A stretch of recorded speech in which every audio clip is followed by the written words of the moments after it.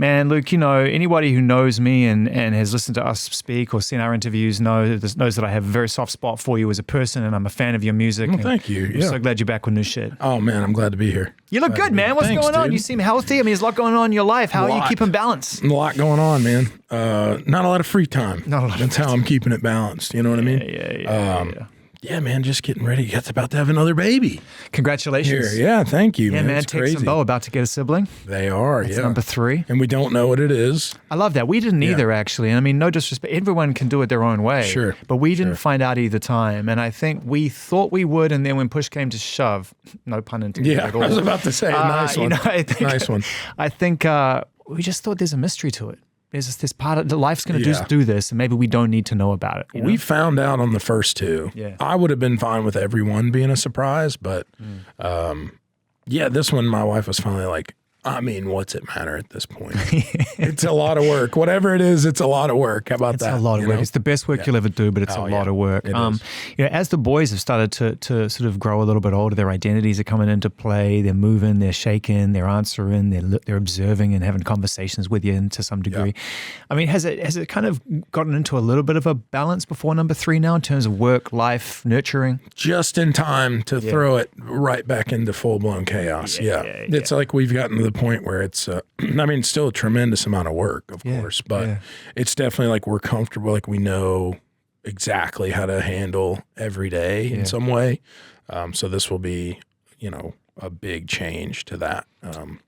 3 is a lot more than 2, it feels like. It's a minivan. Yeah. It's a 7-seater. Changes the whole thing. Changes the whole thing. Changes the whole thing. And no one's in school yet. So we're, like if we're home, we're home. It's like a daycare at our house. But it's one of the things I think that people really love about you, in the moments that you do let people into your life, and I always appreciate your transparency whenever we talk about real life. Is that you've worked really hard to find a great life with someone that you love deeply, and you're a great partnership. I've met your wife a couple of times, and she seems like such a great human. Oh, she's the best, man. Are you kidding me? She's awesome. It allows you to be the Luke Combs everybody else wants you to be. It does, man. It really does. It really does, man. It's special having that partnership. I think is just, I just can't imagine not, having her by my side, it'd be just crazy, it would just, let alone the workload. Obviously, but just the emotional support and the companionship and friendship. Yeah. That's how you know it's a real deal. Mm-hmm. That's just the real deal. It's like, I wish she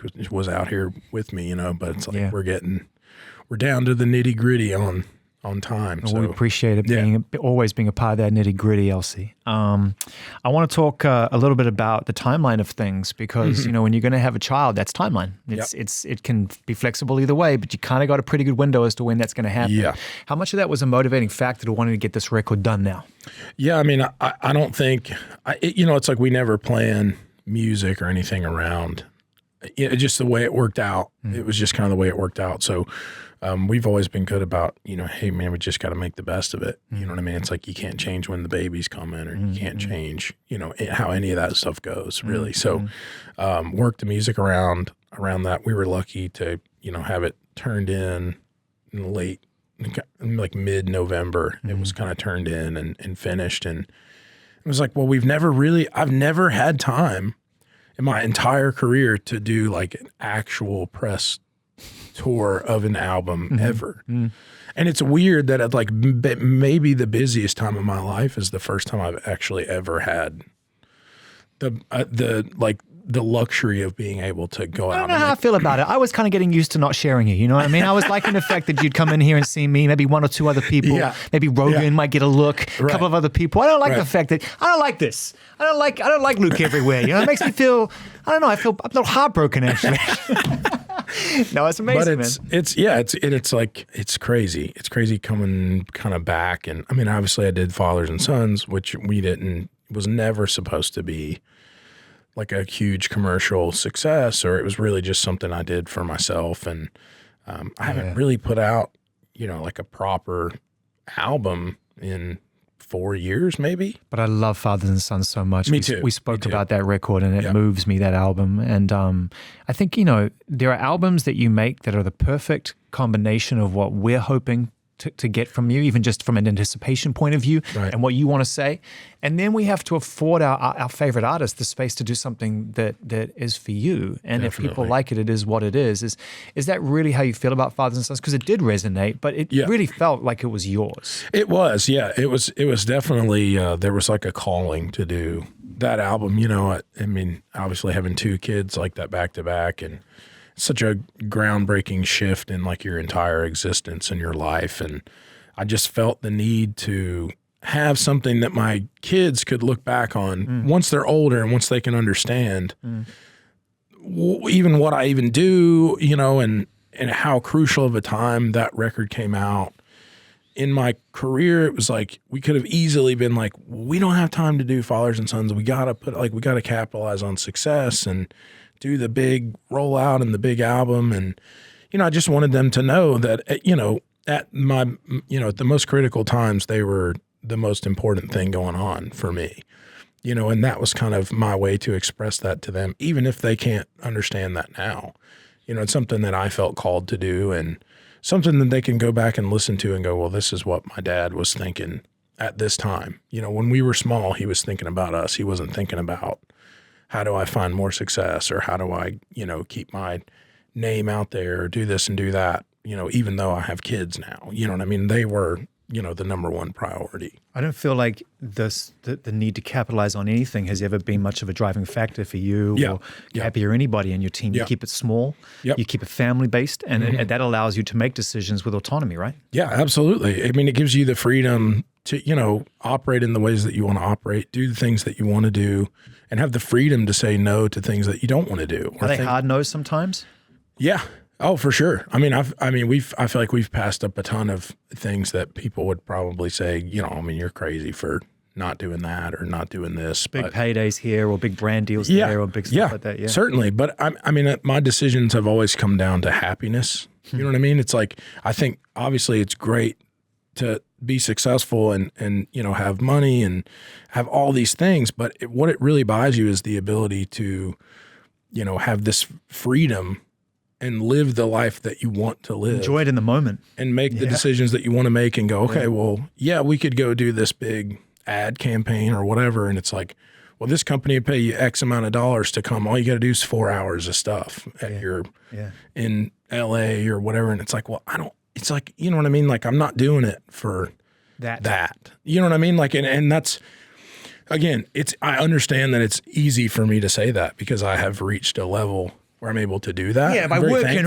really hard to get there as well. Yeah. It's not like it was given to you and then you're like looking at the face of opportunity and being like, I'm good. It's like you tour relentlessly. You play multiple nights in front of 80,000 people a night off the basis of your ability in songs. Sorry to do your Wikipedia for you, but this is the facts. Yeah. So, you know, when it comes to saying no, there's some people have earned the right to say no. Yeah, and I think it's just for, you know, it's to, you know, make sure my kids know that I'm there for them. And again, you know what I mean? It's like, there's just some things you can't get back, and there's some things you can't undo. And there's, you know, you can't go back and, you know, lay around on the floor with your kids playing air tubes or whatever, you know, like whatever they want to be doing.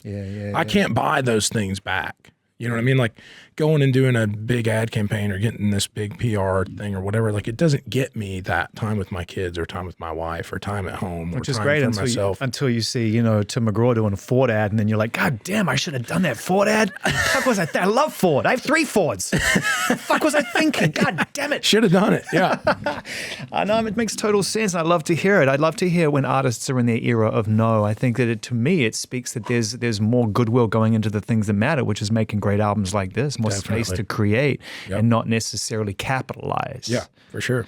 There's a lot of songs on this album, bro, and it is all stacked. Yeah. For me, it's the biggest album I've ever done. Sounds like it. I mean, you know, I wanted to do, you know, I think we're at this day and age where it's like the more songs, the better. Like do 30, do 35. And there's nothing wrong with that. You know, I just think that for me, this was a number I felt like was a lot bigger than anything I've done previously. Yeah.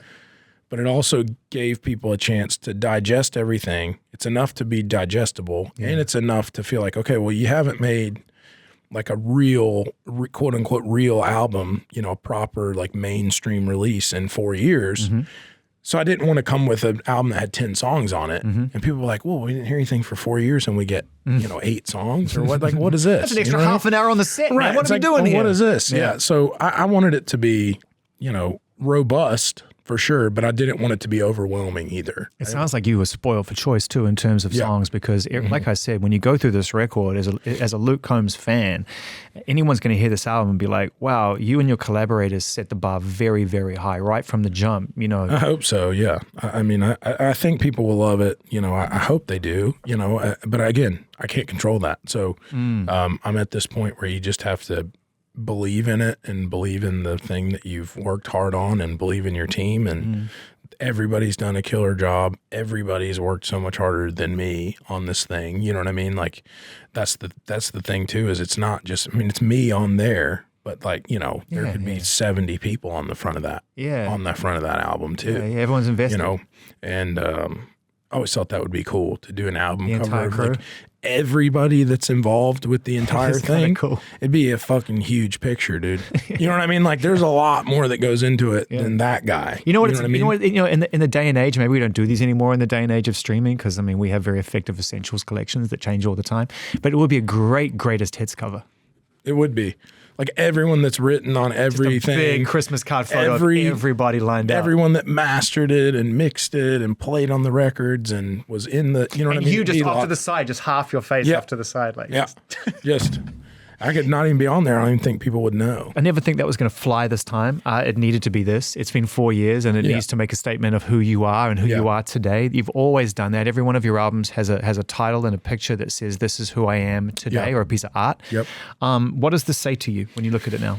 It's like, man, you know what I mean? It's just me, I think, you know what I mean? Ultimately, I think, I don't even know that it has to have any meaning, in the sense of, there's a lot in it though, bro. If I was looking at that photo and you weren't here, and it's a tough question to get you to analyze your own face. Sure. But if I look at that photo and I think of what's going on in the eyes, it's not a standard promotional or album cover photo. It's not staring down the barrel of the camera, trying to make a connection, telling people I'm here, we're going to sing these songs together in the future. You're staring off in the distance and there's something really reflective going on in your eyes there. And who knows what was going on in your mind at that moment, but it's a powerful image. Yeah. It's very contemplative. It's contemplative. For sure, Does that speak to who you are when we don't see you in the space or on stage? Oh, definitely. I'm always constantly analyzing, like, what do I want out of, of doing this? And, I think you get to a point too, where you're kind of like, I found myself this morning, thinking about, I woke up at, obviously I live Central Time, right? Mm-hmm. So, my eyes are like wide open at 6:30 here, which is like would be sleeping in at home. But I had a few hours just to myself in the hotel room, which is rare for me these days to have time to sit around and process stuff and think about things. And, because we travel with, 3-4 people and there's always somebody, we're in a car or in a plane. Yeah, the job is to stay busy. Right. We're always around. So you don't get a lot of time to yourself. So I flew here yesterday on the plane and it's 4 hours about, here. And I don't think I said a word to anybody on the entire flight. It's like everybody else is chatting. People are talking and, living life and laughing. And I just kind of sat there and was thinking about, having this kid coming up. And, I think spent a lot of time, I was like, well, why am I really doing this? Now, that was a question I wanted to ask you today. Yeah. Because we've spoken at various points on the journey. When we first spoke, it was happening. You were in it. Yeah. And there was a sense of like trying to take stock of what that is. Yeah. Then it becomes this perpetual experience where you have enough big songs. This is just how I see it. Enough big songs, enough of a legacy building around you that these stadiums, everyone's like, man, I'm going to buy Luke Combs' ticket every time. Mm-hmm. I'm ready to go. Mm-hmm. So when you take a step back and you take a look at what you've built versus where you want to go next, how does it reshape that for you, if at all? And get to the answering that question of like, why am I doing it? Yeah, and I like spent the last 24 hours really thinking about that, like having the time to myself. And I don't know quite the answer yet, but I've been really trying to think about why have I been doing the things that I've been doing, and you know what I mean? Like, why was it important for me to make this record? And like, you know what I mean? Like, obviously I want to give people the music that they want to hear. Yeah. And I love doing it. I love singing. I love playing shows. I do. But then you're wondering, like, man, is this like an egotistical pursuit? Right. Like, am I doing this all to like satisfy some part of myself that needs validation? And I mean, it's like not, I don't think that it's that. Valid question though. It could, yeah, but like I'm always trying to take stock and like make sure I'm not doing things for the wrong reason. I think that's it, right? You know? It's like, it's a valid question if only to find the purity of the answer. Yeah, certainly. And it's like, I think it's good, man, to like take stock of yourself at times, you know what I mean? And just kind of go, well, what am I really doing here? Like we're going and doing all this press, and it's like, what? Well, it's like, why? Why are we doing all the press? Obviously, I keep asking that question. Why are you doing more press? But it's like, what? It's like, what are you? Obviously, you ultimately, if you boil it down, it's like you want to sell albums and you want people to hear it, and you want to give. And the answer that I've come to is, it's almost a glass half full situation. It's the way you look at it. Like in my mind, I'm going, well, you could say, well, I'm doing this because I want people to hear this, and you know, I deserve a shot at this thing or whatever. So there's all those things that could be that could be the answer that you find. But I'm also going to myself, well, it could also be, I really want to give this record the best chance to be heard by people, and I want people to hear it, and I want people to like it because I like it, and I've spent so much time working on it, and everyone on my team has spent so long, you know, hours in the studio, and the studio musicians and my songwriting buddies. And like, if this album has success, it's not just me that has success. It's so many people that have success. And not that I don't feel any pressure in that sense, but those people have worked hard, man, really hard, harder than me. Well, all of you are honoring the songs. At the end of the day, you create the songs. They didn't exist. Yep. Now they do. Yep. And they're going to belong to other people. Yeah. And life is busy, man. We're all distracted all the time from shit. Yep. I think it's a beautiful thing that you remind people that you have these songs you want to share, because we need reminding as human beings, I think sometimes. We assume everyone's just going to be locked in, but man, shit's pretty tough right now. Yeah. And we need music more than ever, so. Yeah, I think so. Tell them about it. Yeah, I just want people to get to hear it. You know what I mean? I think that's the ultimate PR thing. It's like, of course you can boil it down to selling more and doing this and selling tickets and all this stuff. And yes, that stuff is all happening. Yeah. But it's really when you spend so much time on something, with something, and away from your kids and away from your family and everyone else that works on this, sacrificing time away from their wives and kids and friends and family. And I want to give this a shot, man. Like, I want people to get to hear this because there's so much work that's gone into it. And it's such a, you know, labor of love and a passion project for everybody that's worked on it, that you want it to be successful for that reason. You know what I mean? Like, I didn't make this record for nobody to hear it. You know, it's like, I want people to hear it, man. And I want people to give it a real shot. And I think that's what ultimately the conclusion I've kind of come to is. Refreshingly humble, man, for someone who, you know, is about to go out and I mean, again, you're stepping into familiar rooms. This isn't like you're walking into these stadiums for the first time. You're going back and playing these places again 2, 3, 4 nights in a row. We'll get to the touring side of it in a minute. But you've got so much new music to play. And you know what I love about this album as well is it you know, it starts with a bang. It's got momentum and energy, and I'm back, and don't worry about where I've been. Yeah. Don't worry about that. I'm here now. Let's get into it. But it also does pick up a little bit from where Fathers and Sons left off, and a little bit. You stay you still stay reflective. You're still thinking about things beyond what's going to make people bounce. Oh, for sure. For sure. There's definitely, I wanted there to definitely be some moments on there of that. You know, I definitely wanted to kind of get back to, you know, having some of the big up-tempo fun stuff, but also wanted to not completely lose, you know, all the things that I've been doing in the last couple of years either. You're a sensitive guy, and I mean that as a compliment. What's one of the songs on the lower tempo side of things really got you when you started to work with the writers, and it really struck a chord with you? I know they all do, but really got your emotions going. I mean, The Way I Am is the one that, you know, I would say if I had to pick a favorite, and I didn't write that song. That's a two-way that ended up in my inbox through a friend. And where were you when you opened that up? Let's really try to set the scene of what it's like to get a song like that, and what it feels like to know that your life changed because you've just been gifted something so beautiful that speaks to you so much. Yeah, it was my buddy Rob Snyder, who I wrote She Got the Best of Me with years and years ago. He sent it to me. So you're answering that email, right? I mean, that's well, he sent it to me, and I at the time, like, I'm not, you know, when I get, you know, sent these songs, it's like I'm not always in the best situation to listen to them. Yep. And I always want these songs anything that's anybody sent to me. You know, if I'm in the mode where I'm going to be making an album or working on stuff, like if songs are coming into me, I want to give them their respect, to listen to them at a time when I'm open to hearing them, right?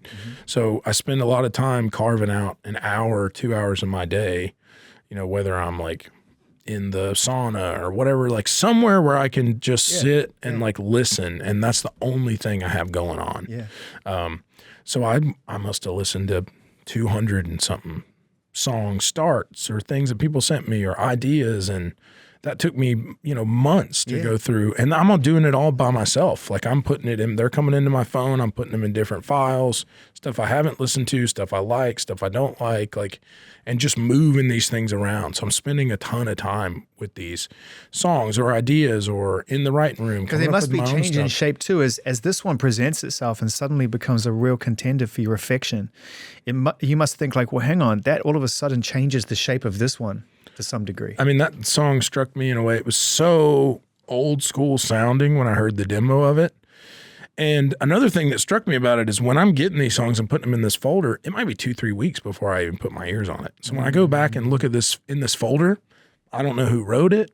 I don't know who sent it to me. Unless I know whose voice is on the demo, then I can begin to have somewhat of an idea. So I almost get the songs in a vacuum too, where I'm going, okay, well, I don't really know who wrote this. So nothing gets an advantage in that sense because I'm just hearing it. Yeah. And this one particularly, it stumped me because I'm like, I don't know who's singing this. I couldn't recognize the voice at all.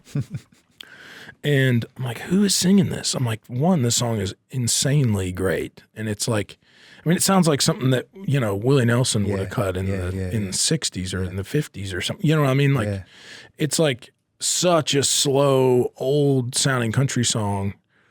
And I loved that because I'm like, who is even writing this stuff right now? Like, it's so great, you know? And it took me forever to get to the bottom of the mystery. I actually had to send it to my publisher, and I was like, who is this? Like, who sent me this? Because you can't trace it back to the email, right? Because it's in amongst them. Well, they're texting me, so I would go in. What I would try to do is if I really like something, I'd be like, who sent me this? And I go in and I'd type in like the file name in my texts. But that doesn't always populate. For whatever reason, it doesn't always populate back. So I was having like a fit. And I even played it for some of my songwriting buddies that I was like writing with on a couple days. This? Like, I'm like, who is this? Do you know who's singing this? And they're like, bro, I got no idea who this is. They're like, it's awesome. But I got absolutely no idea who it is. And then I found out it was my buddy Rob, and I asked him about it. And he's like, yeah, man. He's like, I moved out of town a little bit, and there's a guy named Chris Gelbuta, a great writer in town. It was him singing it, and it was just the two of them. He's like, we've been getting together. He's like, we got kids the same age.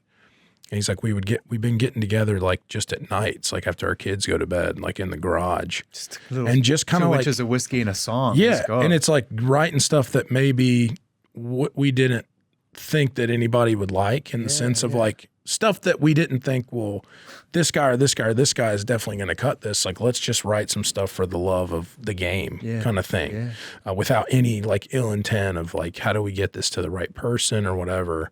And this was one of those songs that came out of Rob's garage, him and Chris writing together. And I just fell in love with it. And I was like, man, this song is perfect. I don't need to mess with it. There's no way to make this any better. You know, I'm just cut it the way it is. You know what I mean? Because I'm jealous. I wish I wrote it.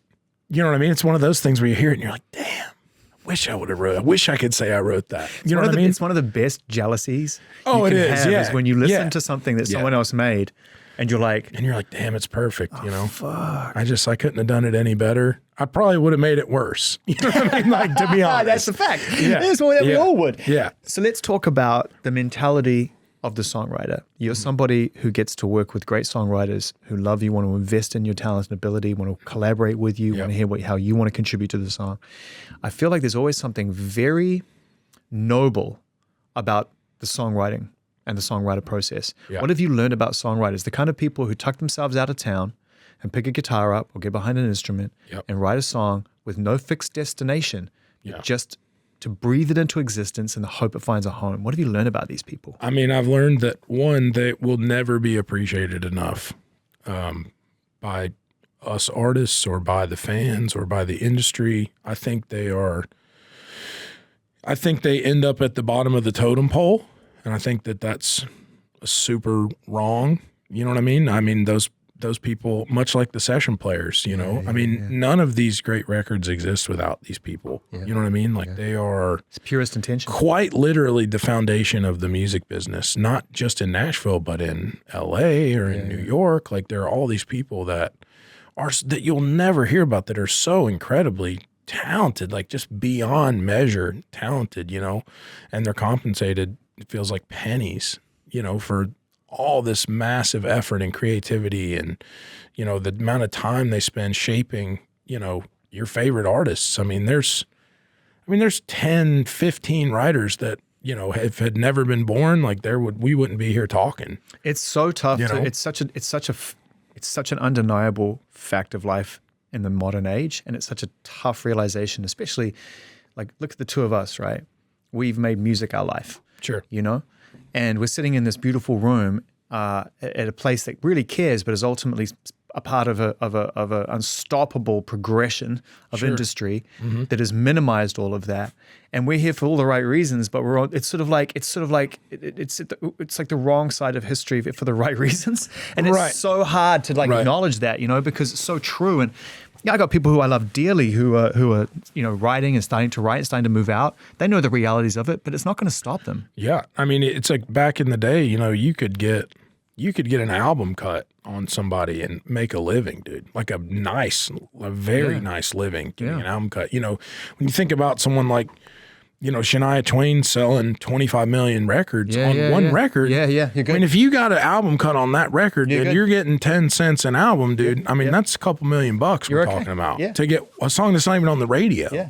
And now you're barely making a living if you're getting one single a year. And yet, which is that's so hard to even do that. And yet, it's like you're barely, you know. There's still crowds on Music Row queuing up to get in the room to do this. Oh, there's people that would do unspeakable things just to get the chance. And that's what I mean. There's a nobility to this sort of desire, this process of going out and again finding yourself just breathing these songs. How many songs does Rob have that Luke Combs has or no one else has cut? That's just sitting there looking for a home. I mean, I think about the ones that no one's even heard. That's what I mean. You know what I mean? Like the ones that, you know, you're trusting your publisher to get these in people's hands, and like, is that even happening sometimes? Yeah. You know what I mean? And that's not at fault. I mean, they're getting hundreds of songs a day, but we're in this era now where it's like almost the songwriter kind of also has to do their own PR. Like they have to go out. It's so everything's kind of feels a little closed door where it's like, hey man, if you ain't in the circle with Luke, then you're not getting anything. You're not getting anything in. Nothing's getting in front of him. And it's a special circle too, because you don't play the game that others have to or want to play. It's not like, if we want to work with Luke, we got to join the Luke circus. There's all of these things that have to be done, all these promotional beats you have to hit, social media, all this sort of stuff. That's a reality of kids trying to market themselves into existence these days. And somehow you've been able to create a beautiful foundation for yourself to do what you love to do. And I don't think you've ever played that game. I mean, I don't even know what your social media presence really even is. I used to. I mean, that was how I got my start for sure, was on Vine and doing all those different things and trying to be around. But then that wasn't the formula at that time either. Yeah. That wasn't the industry standard. It is now. Now it is like, if you're not marketing yourself and then you're falling behind. Yeah. And I feel that way myself. You know what I mean? You feel that pressure? Oh, certainly. I mean, there's always, you know, you could do more of this and you could do more of that. And for sure, there's times where I'm like, why am I not just, you know, why did I not make a Instagram video of me walking in here today? Yeah. You know what I mean? Like and it's like I always think about it. You can do it for everything. That's the thing. It's insatiable. Right. It's like, it's kind of, and then it becomes like, well, is that what I'm doing all the time? Like I almost feel like you don't get the opportunity to enjoy things anymore. Isn't that what this is all about? Because you want someone else to enjoy it. Yeah. You know what I mean? It's like, damn, I want to enjoy my life. Yeah. I want to be excited and not go, well, I want to be getting let me re-walk in. Because I didn't walk in good enough. Or my shirt wasn't. I'm ready if you want to. No? Okay, it's fine. But I think it's funny. I was talking to my wife the other day, you know, seeing videos or sending things, and I was telling her, the more I think about it, the more I watch stuff. And again, there's nothing wrong with this, man. People love doing this stuff. Yeah, of course. They want to do it, and I'm all for it. But I remember going like, now I watch stuff and I process things and I go, think about how many videos this guy took to make this 30-second. I'm like, this guy is like, oh, maybe he's made a video of him cooking dinner, or so let's say that. And I'm like, there's 25 edits in this video, and it's 1.5 minutes long. Mm-hmm. How long did it take him to cook? Mm-hmm. You're making a video called 30-minute meals. It took you fucking 2 hours to make the dinner. You didn't tell me the part about having to set the ring light tripod up over the top of the pan with garlic in it. But that is a method too. Let me do the BTS on the thing I just did. So we now have BTS on the thing that I did. So now it's endless, dude. It's endless. What's in your algorithm that you can tell? Like what are you watching right now? What's kind of showing up in your doom scroll? There's always golf stuff in there. Yeah. There's always golf. It's like so dad. Like it's just barbecue videos and like it's like farts, a lot of fart humor. You know, it's just like the most boring of like video game stuff. It's just like, it's the most uninteresting algorithm. But here's the thing I love about my algorithm is I have a tendency to like love to comment on new artists' music and like artists that don't have anything going on sometimes. Like, kids sitting on their parents' back porch that are 18 years old playing guitar. And I'm like, this person is an absolute genius. And they have no idea. Like this video sometimes I get stuff come across and it's got 200-300 likes on it. And I'll fire a comment on it and I'm like, hey man, you're unbelievably talented. Like this is like, you need to hear this. And not that my opinion really matters. You do it as a fan. I do it as a fan, but also as like, I can imagine if 10 years ago, someone would have commented, you know, if Eric Church would have commented on my video and said, hey man, you're super good. That cosign is everything at that moment in time. The amount of like the confidence that would bring you or could bring a kid that like, is that the difference between them going, well, should I give up or not?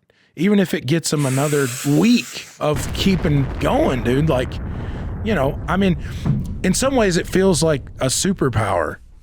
Like to be able to just go in and like say, hey man, I've done what you did and I've made it to where I've made it to, and just keep going, dude. Like you're good. You're really good. You're speaking my language, man. I mean, this is a part of what is the driving mechanism for doing what I do, which is to just encourage the arts to keep going. Yeah, man. Like it's so hard out there. There's so many reasons to doubt yourself. We were just talking about this with the band this morning. There's so many reasons that push back against your instinct that it seems like until you get through the other side of it and then look back on it, because in that moment you're just in it, you look back on it, you're like, how did I do that? Like it seems it would have been, how was that not insurmountable for me to just listen to that one voice at the wrong time and be like, you know, this is not for me. And so many hurdles to jump through, man, so many obstacles to like avoid along the way.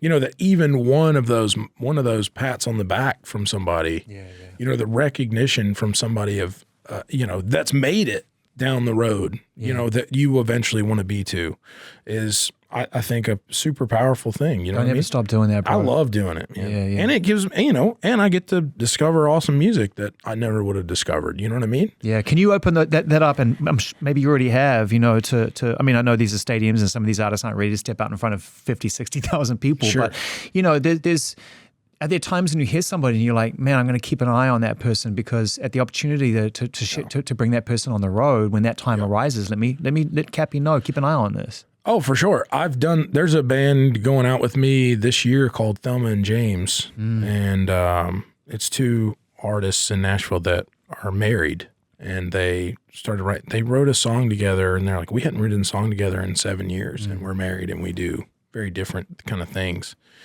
And it came on my feed and I commented on it and now they're going on tour with me. So it's like, it's not something that I don't, but also I'm not somebody that's like, I don't ever want to do it in a predatory sense where it's like, oh, well, let me sign you, bro, or what. Like, I don't do any of that stuff. You know what I mean? Like, I don't have an imprint. Like, I'm not trying to sign you to a publishing deal. Like, and not because I don't want to help you. I don't want to help people and them have the opportunity to feel like there's any caveats to me thinking they're good. Like, I don't want to take advantage of you being good. You being good is great. And I would love to help people, and I want to do that, but I haven't quite figured out a way. And going on tour is the best way. Yeah. If you're ready for that. Yeah. Of course, you have to have the foundation to be able to do that. Because they walk away with a real experience, right? Even if it's a bad show, it's a real experience. So like, hey man, you're great. Sign this publishing deal. Listen, man, I mean, that's to me is like, that's tough. brutal. It's you tough. know what I mean? I've had some experience in that, and no disrespect to the people who are successful in that world, man. Sure. I mean, I love good people in the industry that are keeping the wheels turning. Somebody's got to do it. Someone's got to do it. Yep. But you have to have a certain mentality to be able to. I mean, I'm probably doing myself out of a job in the future, maybe, but I struggle to get part. If someone's really talented, I just want to help them out, and maybe they're not mentally capable of doing that yet. And the smart people I've noticed who run these things, they bet on the person. Even if the talent needs work, they see that what's behind the eyes. And I'm I'm like, if the music moves me, I'm ready to go. Oh yeah, dude. And sometimes the person isn't ready, and I'm like, oh my God, it's been 6 years. You know, they're not going to put a record out, but I love that. You know, it's such a fucking fine line, that man. Right. I think the thing that's also kind of scares me about the social media stuff is let's take me out of the equation, right? Like let's say there's one of these kids potentially that are great, and they're on their parents' porch, and they're putting themselves out there, and that's what they want to do, and they have the opportunity to promote themselves and gain recognition on their own accord because they are good and people see them and they are good. I love that that's happening. I also get afraid of it doesn't allow you to fail in a private way at all. Like you don't get the opportunity to go play shitty gigs and like have a rough show. Right. Like there's like from the inception of your I want to start an artist career, you're immediately scrutinized by strangers from around the world. Right. And people are going, you're great, or you suck, or you're fat, or you're shitty, or you don't look the part. Or it hasn't happened yet for you. Right. Like, or what, when's this going to be on Apple Music? There's all this pressure of like, get me stuff now. And it's like, well, then you don't get the opportunity to explore your sound, to gain experience on stage. And not that you have to have that. There's plenty of people that have become successful out of that world now. We're in the time now where there are arena acts that started that never played a bar gig. Yeah. Ever. And that's wild to me. Yeah. And it's okay. Yeah. But I think there's so much, like you have to find yourself as a person. You're 22 years old. You have to find yourself as an entertainer. You have to find yourself as a writer, as a singer. You have to fail in front of everyone. And I didn't have to do that. I feel like I was the last generation of artists that didn't have to fail in front of everyone. I got to fail in the privacy of my own living room or in the privacy of my local bar without it being constantly on the internet. Now, I was putting myself out there. I was also an expert level singer at the time that I started. Yeah. I had done my 10,000 hours 3 times over by the time I even picked a guitar up. Yeah.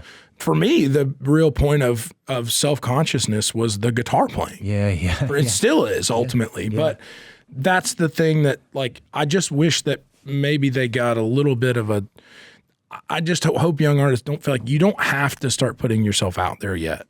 You're not missing your whole career by taking 2 or 3 years to hone your craft and write things. And if you want to put yourself out there, you should. That's a right that you have and an awesome advantage that no artist in history of music has had until now. So it's something that if you want to take advantage of, you should. But also you shouldn't feel the pressure of, well, the guy in the next town over, he's got 10,000 followers and I don't have any, or he's got 100,000 followers and I've only got 10, and you're judging yourself and you're going, yeah, but you're not running a race against anybody else. You may be on the same track, but the finish line is different. The finish line is up to you. It starts when you want it to start and it ends when you want it to end.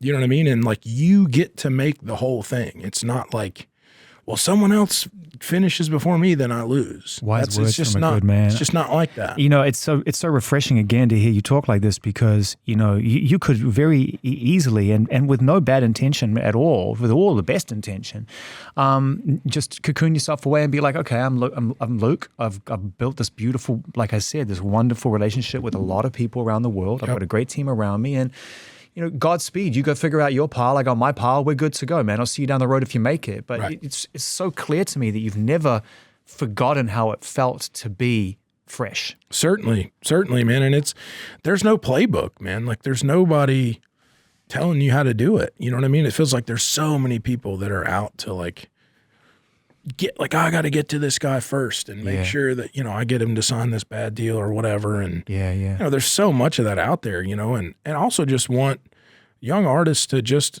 have confidence, man. And like, know that there's people out there that do care, and there's people out there that want you to succeed simply because they want you to succeed as a person. And, the success and the money and the fame is all a byproduct of your love for what you do. It should never be the reason that you do it. You know what I mean? It's like, yes, it's nice. Everybody dreams about, what if I'm playing these big shows and I make this money and I have nice cars and all these things? Yeah, that it can be part of it. For sure. But it's like, it's got to come back to the love of the game. And if you reach the levels that, certain artists reach, like the level that I've been lucky to reach now, like you have to give back to the game. Like you gotta want it to get better. Like you gotta want other artists to succeed. Like I want everybody to succeed. And most people do that by starting an imprint. But I love the fact that, you are probably, by the way you're talking, the most well-suited person to start an artist-focused imprint who never will.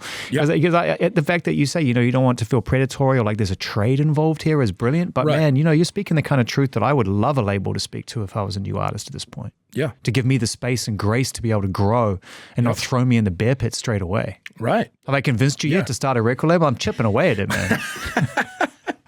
Maybe at another time, you know what I mean? It's just, I don't know. Like the money stuff is so hard, and because if you are going to start a business or a label or an imprint, like ultimately the goal is you do want it to be profitable. You do want to make money, and that's where like that's the hurdle I can never get over. Is like, how do I do that and retain my integrity? Yes. And how do I have these artists fully trust me and not go, well, this guy, he's only wants to make, it's hard to trust somebody that's making money off of you. Yeah. Yeah. And also, it's hard to trust their opinion. Because it's like, well, yeah, we put another album out. Yeah. Well, let's also be honest about artist imprints as well. And I mean, there's some very successful ones and people who walk the line very well. But for the most part, it's hard when you're a new artist signing to a label that's ultimately helmed by an artist that's bigger than you. On a bad day, on a good day, you're like, I'm benefiting from all of that. On a bad day, I'm like, why am I not getting some of the resources that the boss has? And it gets really tricky and really complicated. And I've spoken to artists who have been signed to other artist labels, and they've spoken honestly about it, about the psychology games that go and get in your head about like, I just want to get where they are, but am I ever going to be allowed to get where they are? Because they are ultimately the number one in this business. It's really hard. Yeah, for sure. Really hard. For sure. Man, this album is, for Luke Combs fans, is such a fulfillment of anticipation and the hope that you were going to come back and really swing for the fences. Yeah. You really have. It leads you into a beautiful place in terms of touring. Again, this is another stadium tour for you. Mm-hmm. How do you feel about going back out to places that probably felt, like a dream come true the first time? Yeah. How does it feel going back out to these places, knowing, okay, I know what the basement, what the hallways feel of this place. I remember that place in Oslo. Yeah, for sure, man. It's like, it's exciting. You know what I mean? I mean, we haven't done. I mean, obviously last year we did some massive shows last year, but they were all festivals. You know, they weren't our own shows and our own thing, and not 100% our own fans there. Just.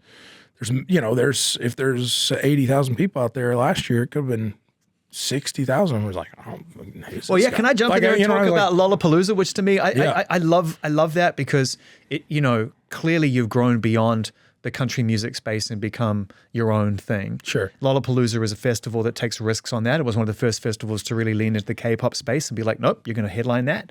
And I love the fact that you went out and did a festival which historically is rooted in the alternative music space. How did it feel going out in front of that crowd? Oh, it was awesome. I mean, we did Lolla, we did Newport Folk. Yeah. It was a fun year, man. It was a challenge. We had some great guests come out a lot of these shows. Yeah. And I mean, a lot of these shows, we took there's multiple of these shows that I didn't make any money.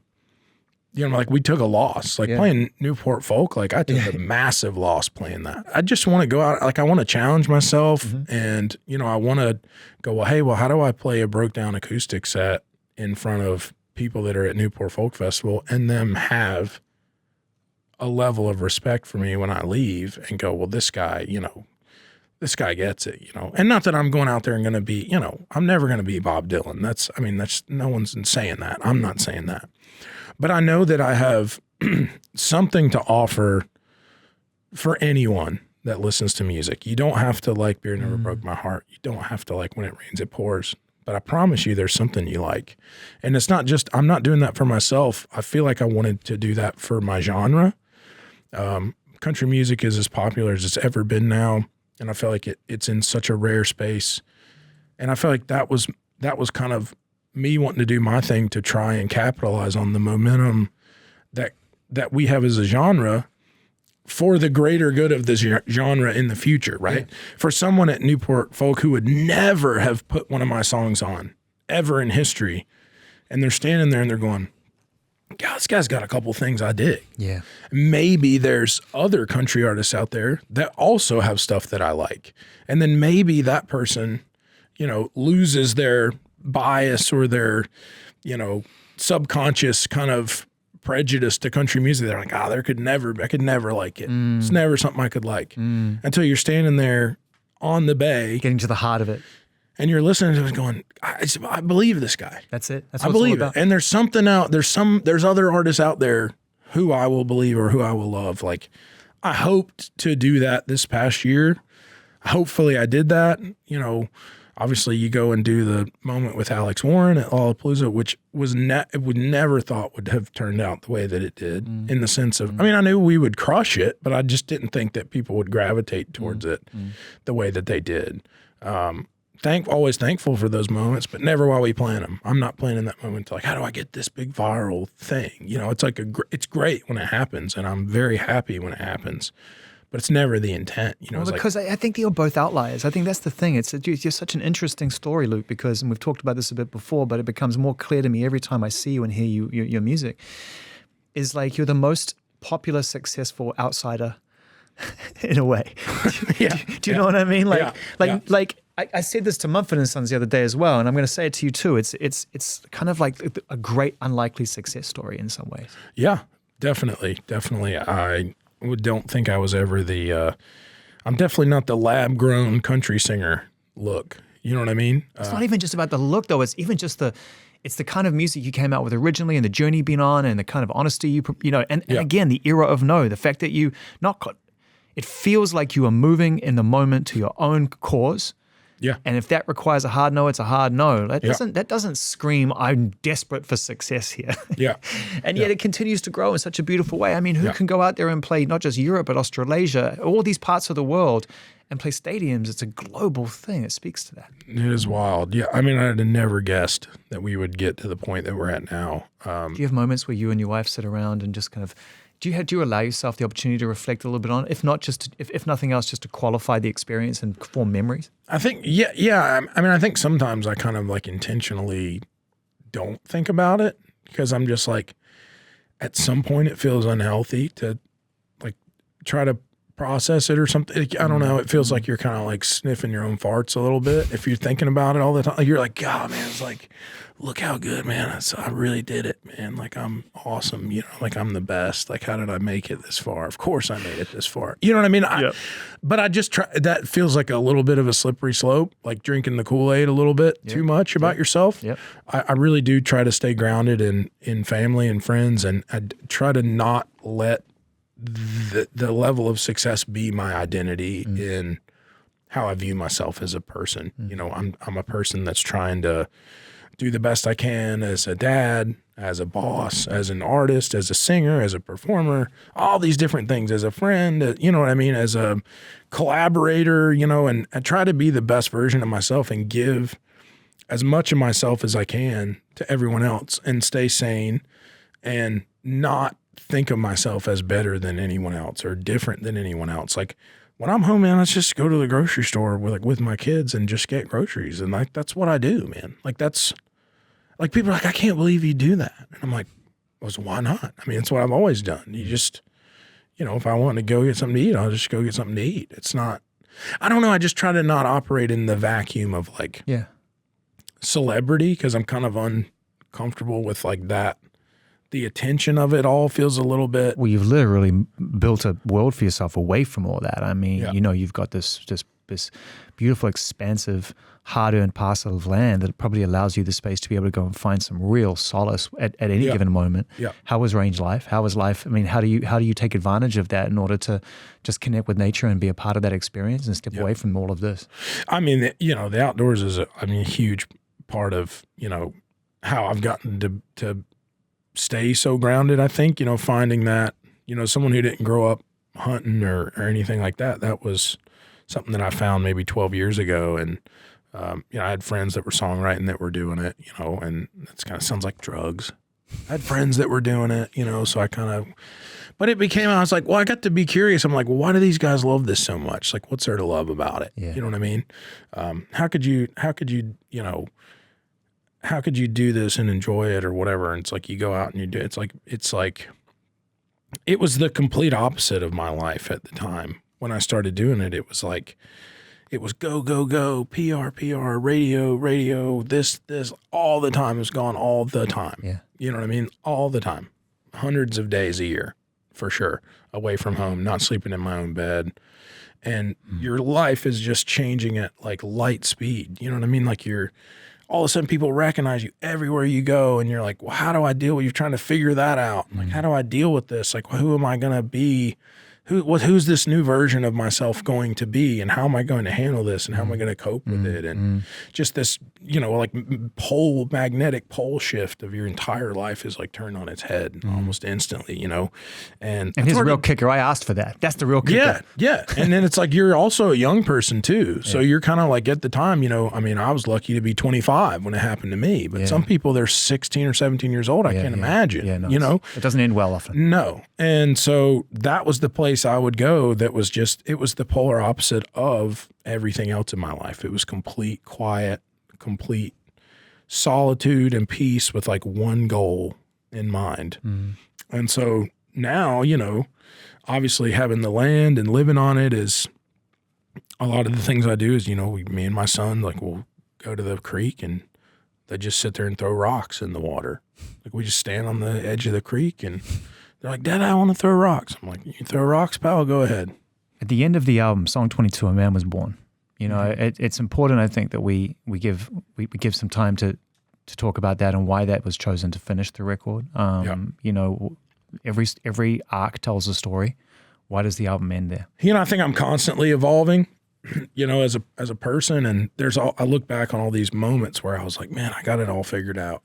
Like, I'm good now. Like, this is the end. Like, now I've figured everything out. Yeah. You know what I mean? And there's always like the next challenge or the next thing that reveals itself that goes, well, you didn't know shit, pal. Bro, I had the best day yesterday and I had a sleepless night last night. How's that for back to back? I was like, what the fuck? Today was great. Why am I in my head? What's going on? Like, it's crazy. Yeah. And just learning, you know what I mean? It's like just constantly, but allowing those moments, that song has, it's a few kind of seminal moments in that song of, it's you get in the big car accident when you're a kid, and it's like there's these foundational moments you kind of remember that changed who you are from that point on. And that song just kind of just openly displays those like moments of vulnerability or ego death or whatever you want to call it that happen in a man's life, and those moments are still happening to me. I was in my sad boy feels last night, man. You know what I mean? They still happen to me. You know what I mean? I'm not immune from it. I'm not more of a man than anybody else. I'm just a guy that's trying to be the best version of himself for his family, for himself. And I think that's what this record is. And the work that went into it is, that was my reasoning for doing it, is doing it for my kids and showing them. I want to, you fantasize a lot as an artist. You're like, well, man, I'll just, like you say, you just pack it up and go home and just be done with it. You know what I mean? Like, I'll just, and then I'm like, well, what is that going to, what are my kids going to think when they're 7 years old and it's like dad's just bumming around the house all day and he doesn't, you know, he doesn't do anything. Well, that's not the great example either. Yeah. You know what I mean? Like I want him to see me. We have a short window where their experience is your experience. Yeah.